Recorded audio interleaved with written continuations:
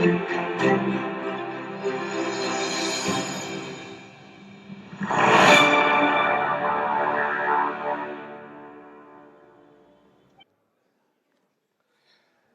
friends, it is with great joy that we welcome you all to this 8th Pax Liturgica meeting. We would like to thank, in the first place, to His Eminence, Robert Cardinal Sarah, for joining us this morning, and also to His Excellency, Monsignor Athanasius Schneider, the main speaker of our meeting. We also thank the priests and seminarians and all of you who have came to Rome from all over the world. As in previous years, we gather here at the foot of the Apostle Peter's tomb for pilgrimage and prayer, so our Lord may want to preserve in His church the 1,000-year-old treasure of the traditional liturgy, so that in the church, where there is room for everyone, as Pope Francis teaches us, there may also be room for us, who want to continue to pray as our fathers and grandfathers prayed, as Catholics have prayed for more than 1,500 years. And in this preliminary meeting, we also gather to listen and reflect together with those whose study and experience help us to value even more the Mass of Ages and give us strength to continue our struggle and our witness for what we consider our right, to worship God in the same way that those who preceded us in faith worshipped Him. These two words, struggle and witness, are particularly significant this year, 2023, and in this place, the city of Rome. This year marked the centenary of this woman's birth, Cristina Campo, who here in Rome, at the end of the 1960s and the beginning of the 1970s, during the most critical years of the struggle for traditional liturgy, fought and gave an invaluable testimony that should be for us an example of tenacity, conviction, and courage, and should inspire us to go through these difficult years that we are going through. Cristina Campo was the pen name of Vittoria Guerini, a brilliant writer who in recent years has been rediscovered by literary critics.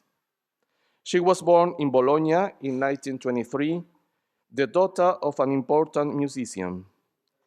From an early age, she had what she called a mystical temperament, which was intensified by reading certain authors, especially Simone Weil, who had a profound influence on her. In Florence, she frequented an important group of writers and intellectuals who encouraged her keen intellect and her innate facility for writing. In 1955, she moved to Rome with her parents, and it was here in the Eternal City that Cristina Campo began her return to the faith she had abandoned years before. We do not know exactly how her conversion came about. I quote, "the moment when everything is gathered and reunited," as she liked to say. Her spiritual director, the father and later Cardinal Paul Augustin Meyer, speaks of a profound break with the past that she will remember from then on as very stormy. Certainly, her great friendship with the brilliant traditionalist philosopher Émile Zola and her visit to the Abbey of St. Anselm's in the Aventine also play a part in this step.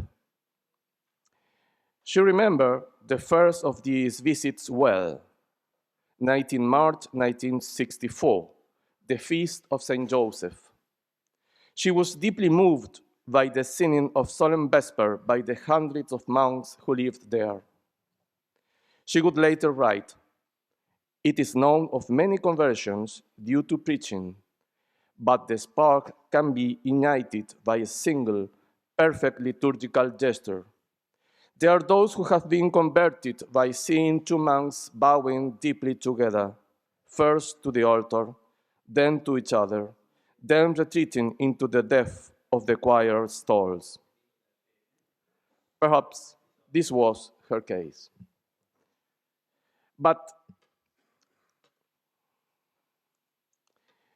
that world to which she had come, that paradise, as she called it, which consisted in the Catholic liturgy, soon began to be threatened.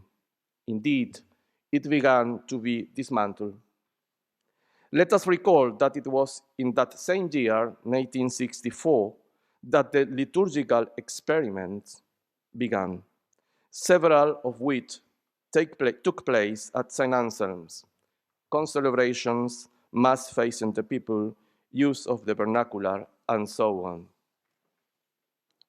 In 1965, her father died, and for his funeral, as he was a well-known man of culture, Cristina Campo obtained something unprecedented: a solemn requiem mass celebrated by Father Mayer and sung by the entire community of monks of St. Anselm's Abbey. This ceremony had a profound impact on her. "I have never seen or heard anything more beautiful in this world," she wrote. And it was for this very reason, because such a beautiful thing was about to be destroyed, that she decided to take action. "We must save the liturgy. Let us write to the Pope," was her decision in the midst of mourning for the death of her father.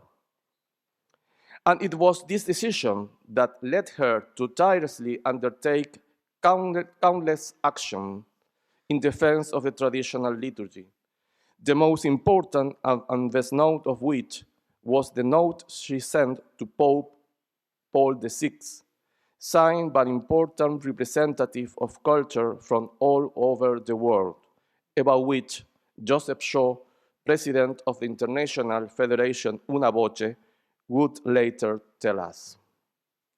In 1966, she founded the Una Voce Italia chapter in Rome.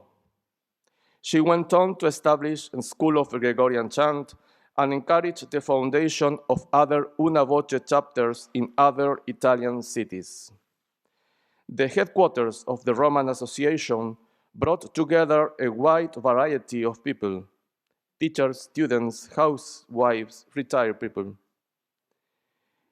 Cristina prepared almost all the meetings, but she did not like to speak in public. She usually wrote small booklets to distribute at the meetings, in which she described liturgical gestures, lost prayers, collected texts from the Desert Fathers and the great mystics, the use of incense and the blessing of the bells, the sign of the cross, and the Advent songs. There are several accounts of how, with her prodigious reading ability, she absorbed and analyzed the theological and ritual knowledge of the Catholic Church.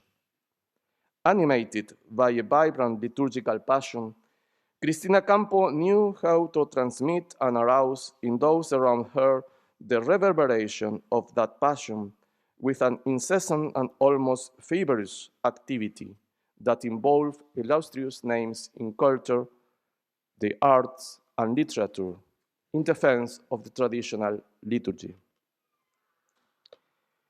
Hers was a frenetic battle that exhausted her strength. She devoted herself fully to the struggle to defend the traditional liturgy and gave up sleep and food to do so. For the doctors, it was a matter of despair. She died here in Rome on 10 January 1977 at the early age of 53.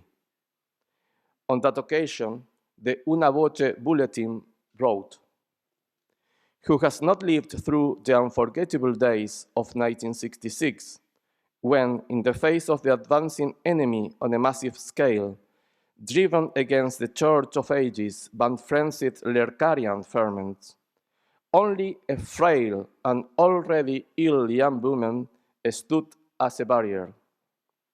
Those who did not see her fighting San Juan Leo against the hordes of clerical revolt, using more than her well-known sharp dialectic, a theological preparation superior to that of some prelates.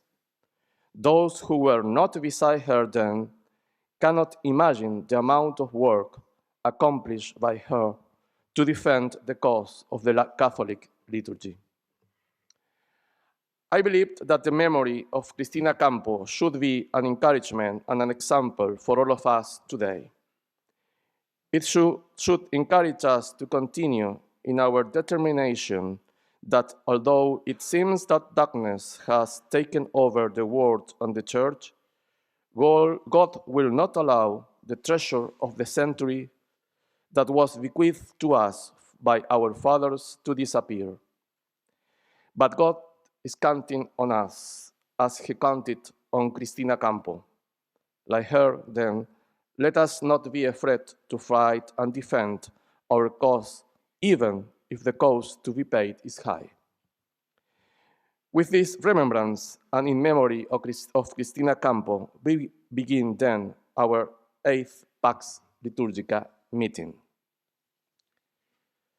And I would like now to invite the Abbé Claude Vart, chaplain of the pilgrimage at Petri Sedem, to give us the word of welcome.